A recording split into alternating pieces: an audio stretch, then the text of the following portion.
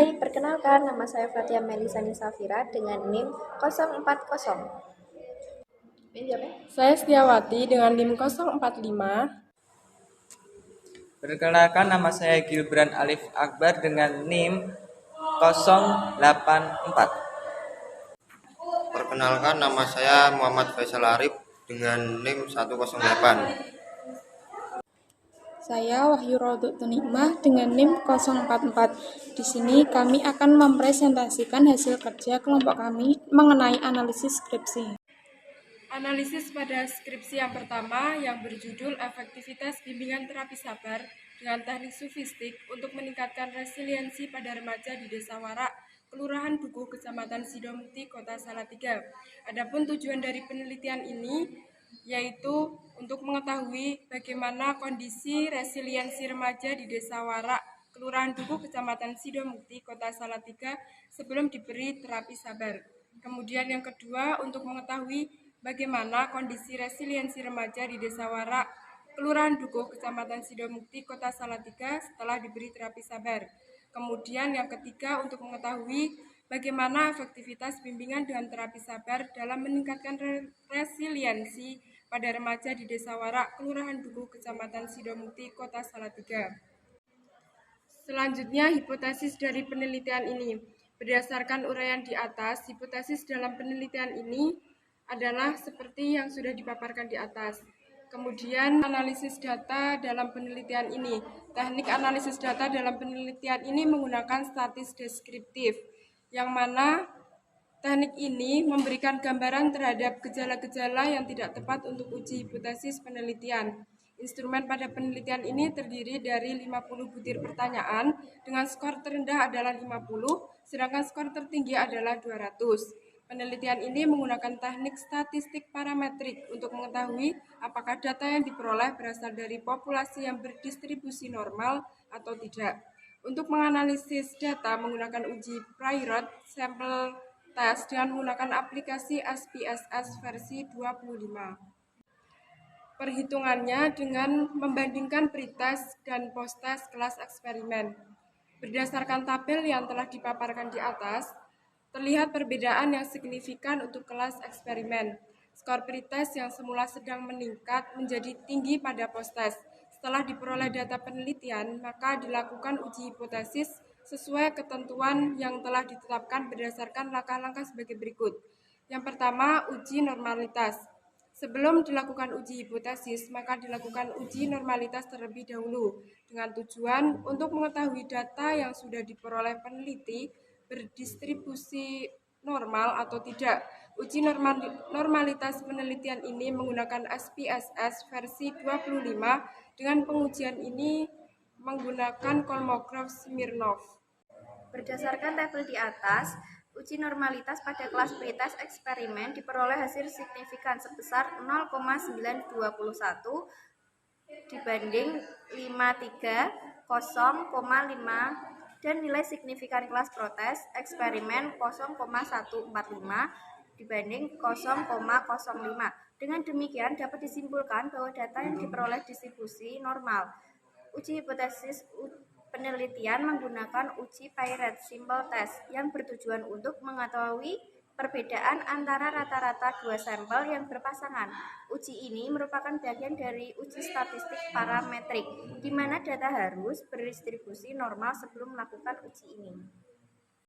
Berdasarkan tabel tersebut, dapat dilihat bahwasanya nilai signifikan dua Thailand sebesar 0,000, dengan demikian HO ditolak dan H diterima. Maka dapat diketahui bahwa ada perbedaan dapat disignifikan antara skor pretest dan posttest yang berisi bahwa layanan bimbingan terapi sabar dengan teknik sufistis dapat meningkatkan resiliensi pada remaja di Desa Warak, Kelurahan Dukuh, Kecamatan Sidomukti, Kota Salatiga. Berdasarkan hasil penelitian dan uraian pada bab sebelumnya, maka dapat diambil kesimpulan sebagai berikut. 1. Tingkat resiliensi remaja Desa Warak sebelum dilaksanakan layanan bimbingan terapi sabar dengan teknik sufistik mendapatkan skor rata-rata 164,5 atau salam presentasi 82% yang masuk dalam kategori sedang.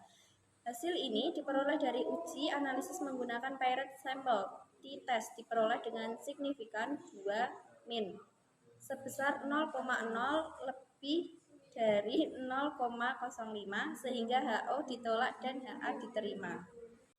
Dalam bagian saran, berdasarkan hasil penelitian dan kesimpulan telah dituliskan sebelumnya, maka peneliti mengemukakan saran sebagai berikut. Bagi remaja, diharapkan untuk selalu meningkatkan resiliensi diri agar individu mampu mengendalikan diri, mampu mengontrol emosi, dan mampu menilai semua problematika yang telah terjadi secara positif. Yang kedua, bagi guru BK, diharapkan layanan bimbingan terapi sabar dengan teknik sofistik ini dapat menambah wawasan dan ilmu pengetahuan di bidang bimbingan dan konseling. Yang ketiga, hasil penelitian ini dapat digunakan referensi untuk meneliti selanjutnya dan lebih kreatif dalam mengembangkan teknik-teknik yang lain. Komentar terkait beberapa skripsi di atas yaitu penelitian ini menggunakan status deskriptif, yaitu secara paired sampel T dapat dilihat dari rumusan analisis, statis deskripsi, dan juga teknik sofistik. Setelahnya diberikan angkat untuk melihat skor akhir hasil dan dapat hasil yang valid. Skripsi kedua, judul Layanan Bimbingan Kelompok dengan Teknik Modeling untuk Meningkatkan Motivasi Belajar Siswa di Kelas 7 di SMP Islam Bina Insani Susukan tahun pelajaran 2021-2022. Tujuan untuk mengetahui kondisi motivasi belajar siswa kelas 7 sebelum dan sesudah diberikan layanan bimbingan kelompok dengan teknik modeling di SMP Islam Bina Insani Susukan. 2. Untuk mengetahui efektivitas layanan bimbingan kelompok dengan teknik modeling untuk meningkatkan motivasi belajar siswa kelas 7 di SMP Islam Bina Insani Susukan. Yang selanjutnya hipotesis. Hipotesis itu penelitian jawaban sementara terhadap rumusan masalah penelitian. Di zaman rumus masalah penelitian telah dinyatakan dalam bentuk kalimat pernyataan. Berdasarkan rumusan masalah di atas, maka hipotesis dalam penelitian ini adalah 1. Penggunaan layanan bimbingan kelompok dengan teknik modeling untuk meningkatkan motivasi belajar siswa SMP Bina Insani Susukan. Yang kedua, penggunaan layanan bimbingan kelompok dengan teknik modeling untuk meningkatkan motivasi belajar siswa SMP Islam Bina Insani Susukan. Analisis data.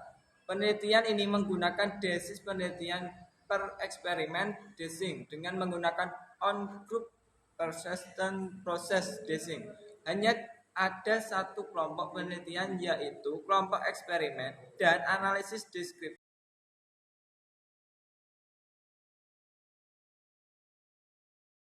Kesimpulan, berdasarkan hasil penelitian yang telah dilakukan peneliti, yaitu bentuk layanan bimbingan kelompok dengan teknik modeling untuk meningkatkan motivasi belajar siswa kelas 7 di SMP Islam Bina Insani Susukan, dapat disimpulkan bahwa sebagai berikut. Saran, berdasarkan hasil penelitian, maka peneliti memberikan beberapa saran sebagai berikut.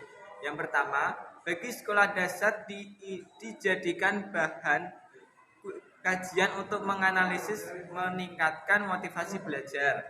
2. Bagi guru BK sebaiknya menerapkan layanan bimbingan kelompok dengan teknik modeling sebagai strategi layanan yang menarik dan menyenangkan untuk meningkatkan motivasi belajar.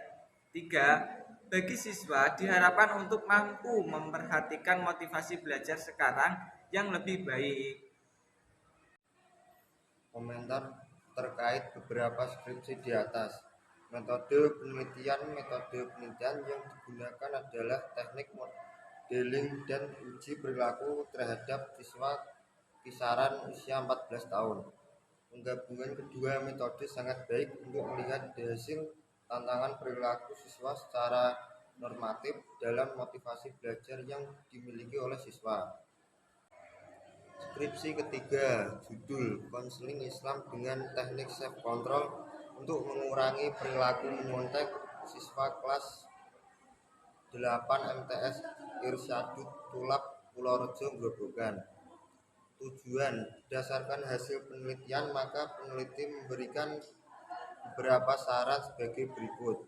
1. Bagi sekolah dapat dijadikan bahan kajian untuk meningkatkan motivasi belajar.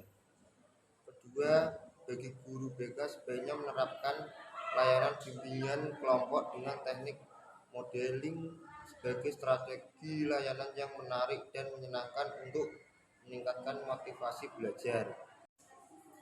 Hipotesis merupakan jawaban sementara terhadap rumusan masalah peneliti, di mana rumusan masalah peneliti telah dinyatakan dalam bentuk kalimat pertanyaan. Berdasarkan rumusan masalah di atas, maka hipotesis dalam penelitian ini adalah sebagai berikut. Analisis data. Peneliti ini menggunakan jenis dan desain peneliti one group pre-test post-test design, yaitu dengan peneliti eksperimen yang dilaksanakan pada suatu kelompok saja yang dipilih secara random dan tidak dilakukan tes kestabilan dan kejelasan keadaan kelompok sebelum diberi perlakuan. Desain peneliti ini dirasa cocok dalam layanan bimbingan konseling yang akan dilaksanakan karena lebih mudah dalam menentukan hasil peneliti melalui. Berikut ini adalah perhitungan pada penelitian ini.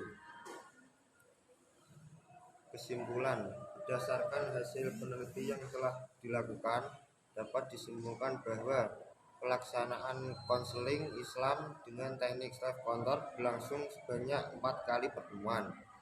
Layanan konseling Islam dengan teknik self control efektif untuk mengurangi perilaku menyontek siswa kelas 8 di MTS S1 Tulap, Purworejo, Grobogan.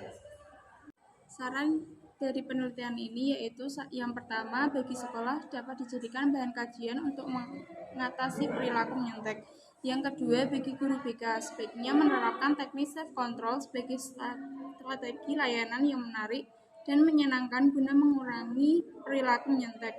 Dan bagi yang ketiga, yaitu untuk siswa diharapkan mampu untuk mempertahankan perilaku sekarang yang lebih baik, bahkan lebih dikurangi lagi dalam berperilaku menyontek, agar nanti dapat bersosialisasi dengan lingkungan dengan baik dan nyaman. Berikut ini komentar terkait tentang penelitian di atas, yaitu hasil pengamatan yang telah dilakukan selama proses penelitian pada tahap pre-test. Penelitian menyebar angket awal dan dilanjut sebagai beberapa pertemuan, dan hasil yang dari penelitian ini adalah kategori tinggi dan setelah diberikan teknik self control menjadi berkurang. Itu bisa membuktikan bahwa teknik itu bisa berlaku untuk mengurangi kegiatan mencontek pada siswa MTS maupun sederajat. Demikian pemaparan materi dari kelompok kami, semoga bermanfaat. Jika ada kesalahan kami mohon maaf. Cukup sekian dan terima kasih.